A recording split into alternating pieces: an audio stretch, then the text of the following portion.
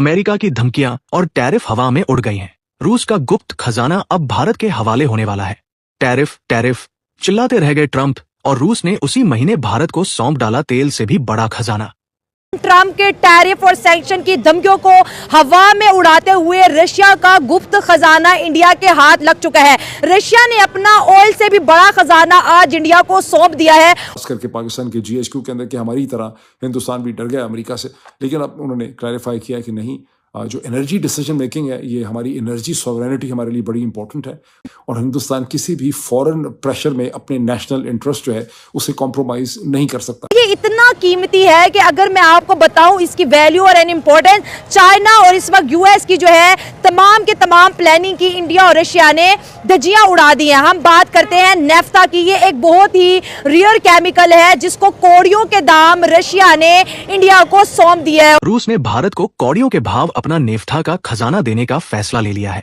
भारत और ताइवान ने भी गेम पलट डाला है, और केमिकल और प्लास्टिक इंडस्ट्री का सबसे कीमती भंडार रूस भारत को देने वाला है, जिसे देखते रह गए ट्रंप। जब पूरी दुनिया की नजरें रूस यूक्रेन संघर्ष और भारत की तेल कूटनीति पर टिकी थी, तब नई दिल्ली की सीक्रेट लैब और रणनीतिक गलियारों में एक बिल्कुल अलग और कहीं ज्यादा खतरनाक खेल की बिसात बिछाई जा रही थी। भारत कभी भी, मैंने भारत को ऑब्जर्व किया इतने सालों में, मैंने एक चीज पाई है कि भारत को कभी भी, भारत पे अगर तुम जबरदस्ती करोगे ना, मैं कहता हूँ किसी की बाप की नहीं सुनेगा, दोबारा पैदा होकर भी अगला देश आ जाए उसकी भी नहीं सुनेगा। नायरा के ऊपर इन्होंने सैंक्शन लगाए थे, हमने गेम को पलट दिया है। ये तो कहीं ना कहीं आपको मालूम है, भारतीय सरकार ने क्लियर कट बोल दिया है कि भारत की जो 4 स्टेट रिफाइनरीज है, BPCL, HPCL, IOCL और MRPL, वो रशियन तेल आज भी ले रही है। अगर बात करें 14.5 लाख टन के करीब ये केमिकल चुपके से सबकी नजर से बचते बचाते इंडिया पहुंच चुके हैं। और अगर शिपमेंट की बात करें तो डायरेक्ट शिपमेंट रशिया से इंडियन पोर्ट पे हो रही है। जब ट्रंप टैरिफ की गेम खेल रहा था उस वक्त न्यू दिल्ली की लैब जो है इस केमिकल की खोज में लगी हुई थी और रशिया के साथ बहुत बड़ी डील कर दी है। अगर हम नेफ्टा की बात करें दोस्तों, ये वो सुपर केमिकल है जो डिफेंस में, इलेक्ट्रॉनिक्स में, इसके साथ सैटेलाइट सिस्टम के अंदर यूज होगा, बल्कि पेट्रोल को रिफाइन करने में, प्लास्टिक इंडस्ट्री में, ऑर्गेनिक इंडस्ट्री में बहुत बड़ा बोलचाल खड़ा करने वाला है। इंडिया यही केमिकल कभी चाइना से खरीदता था, कभी US से खरीदता था और कभी UAE से। अब इंडिया जी इस रेयर केमिकल को स्टोर कर रहा है और दुनिया की वो बड़ी इकोनॉमी बनने का दावा कर रहा है जो ट्रंप नहीं चाहता कि अमेरिका के बाद कोई बड़ी सुपर पावर बने। हम नेफ्ता की बात कर रहे हैं, जहां पर ट्रंप पर टैरिफ का डर था, उसमें रशिया और इंडिया ने अमेरिका के साथ बहुत बड़ा खेल खेल दिया है। नेफ्ता का खेल सामने आ चुका है। इसके ऊपर बात करेंगे कि इंडिया ने एक दफा फिर से ट्रंप सरकार को शटअप खोल दी है। ऑयल की ट्रेड तो हो रही है, SU-57 की ट्रेड तो हो रही है, लेकिन जो है नेफ्ता केमिकल की भी डील जो है डन हो चुकी है। ये वो दौर था जब अमेरिका के राष्ट्रपति डोनाल्ड ट्रंप भारत पर 25% का भारी भरकम टैरिफ लगाकर उसे झुकाने की कोशिश कर रहे थे।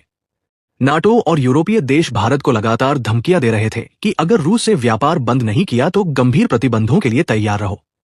सबको लगा कि भारत शायद दबाव में आ जाएगा, लेकिन उन्होंने भारत के फौलादी इरादों को गलत आंका था।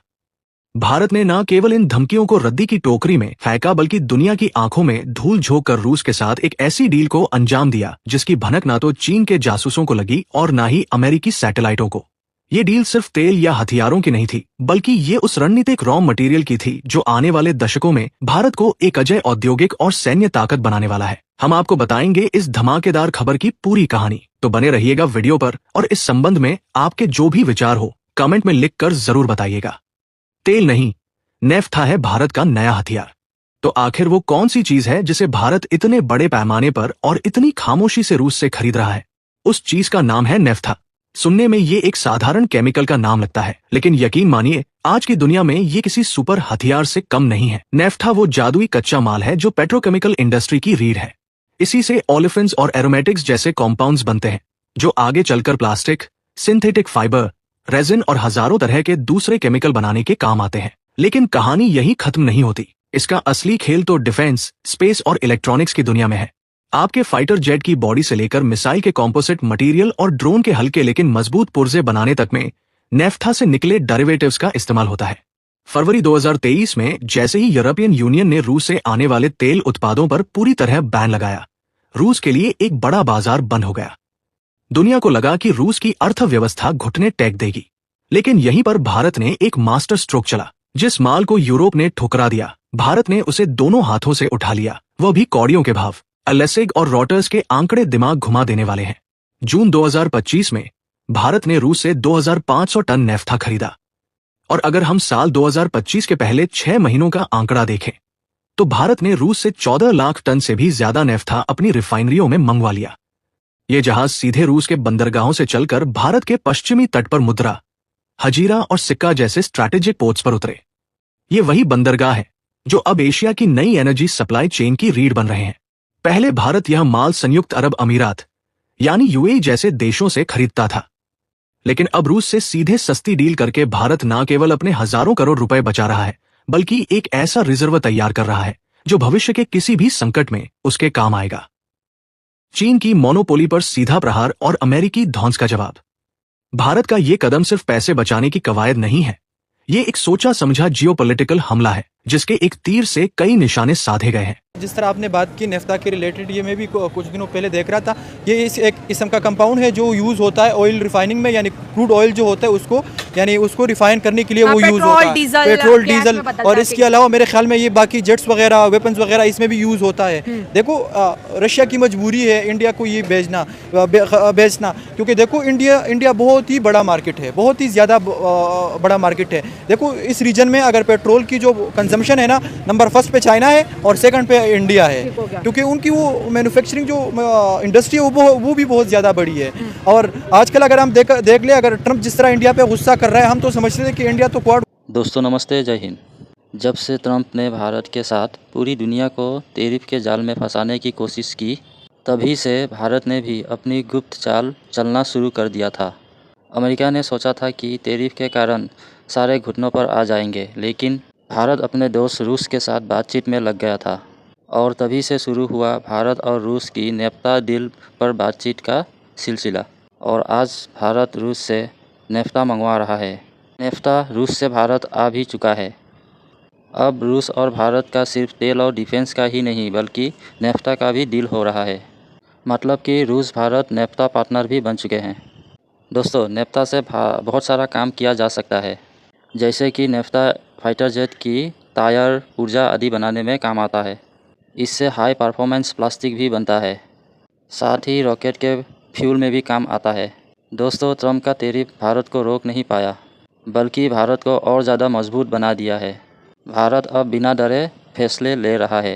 ग्रुप का हिस्सा है इंडिया, तो उनको चाहिए चाइना के खिलाफ, लेकिन लड़ने के लिए, लेकिन वो उनको अभी क्या हो गया कि डोनाल्ड ट्रंप ने इतना बड़ा यूटर्न ले लिया और चाइना के खिलाफ यानी इंडिया के खिलाफ उन्होंने एक किस्म का बहुत सारी कंपनियों पे मेरे ख्याल में पेनल्टीज लगाई और पाबंदियां भी लगा ली, क्योंकि तुम बिजनेस करते हो रशिया के साथ, खरीदते हो रशिया से खरीदते हो, इसके अलावा ऑयल खरीदते हो रशिया से और ऑयल खरीदते हो ईरान से, यानी तुम मेरे दुश्मनों से खरीद रहे हो। देखो अगर हम आज से कोई 3-4 महीने पहले देखें, जब डोनाल्ड ट्रंप नया आया था, उन्होंने बिल्कुल यूक्रेन से हाथ खींच लिया था, लेकिन यूक्रेन के साथ फिर उनकी एक डील हो गई रेयर अर्थ मेटल्स, जो लिथियम हो गया, जो बैटरीज वगैरह में यूज होता है, जिसको व्हाइट गोल्ड भी कहते हैं। बहुत सारी चीजें और भी है रेयर अर्थ मेटल्स जो यूक्रेन में बहुत ही मिकदार में पड़ी है, तो वो अमेरिका निकालना चाहता था। अब देखो रशिया क्या कर रहा है, रशिया धीरे धीरे वो जमीन कब्जा रहा है, तो अब अमेरिका को डर लगने लगा है कि अगर ये चला गया तो ये मेरा भी काम खत्म, मेरा भी, क्योंकि अमेरिका हमेशा अपनी रशिया हटेगा नहीं भाई। 2 साल जिस लैंड को लेने के लिए वो लड़ है, तो क्या वो ट्रंप जैसे सियासतदान से डर के पीछे हटेगा? असल में ट्रंप अभी कहता है, ट्रंप क्या चाहता है, ट्रंप कहते हैं कि ठीक है तुमने जितना लैंड ले लिया ठीक है, बस अब इतना काफी है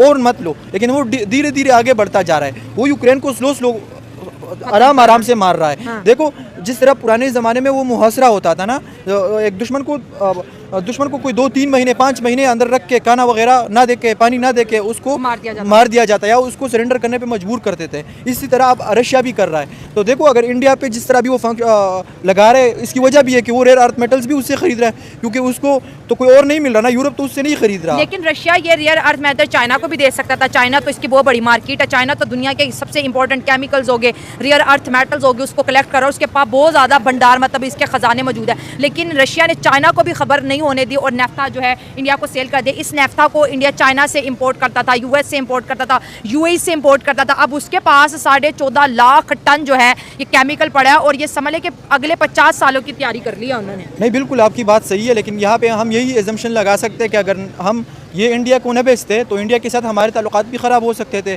और देखो रशिया को अभी ये गोल्डन अपॉर्चुनिटी नज़र आ रही है कि उनके इंडिया से ताल्लुकात, अमेरिका और इंडियन के ताल्लुकात ख़राब हो रहे हैं। हाँ। तो मेरे ख्याल में मेरी हिसाब से वजह यही हो सकती है कि हम ये इंडिया को बेचते ताकि वो ताल्लुकात में जो सर्द मोहरी आई थी इंडिया की क्वाड ग्रुप में जाने की वजह से वो थोड़ी सी अच्छी हो जाए। और दूसरी बात आपने बात की कि चाइना क्यों नहीं बेचा। चाइना तो खुद भी प्रोड्यूस करता है, वहाँ भी बहुत बड़े काने हैं वगैरह जो माइनिंग करते हैं, वहाँ से निकालते हैं वो रेयर अर्थ मेटल्स। तो चाइना में अपनी भी काफ़ी ज़्यादा है, लेकिन यूरोप को तो अभी रशिया नहीं बेच सकता ना। तो वो सिर्फ इंडिया एक ऐसी मार्केट है जो अभी वो उसको बेचती है। इससे मेरे ख्याल में इंडिया को ये फ़ायदा भी हो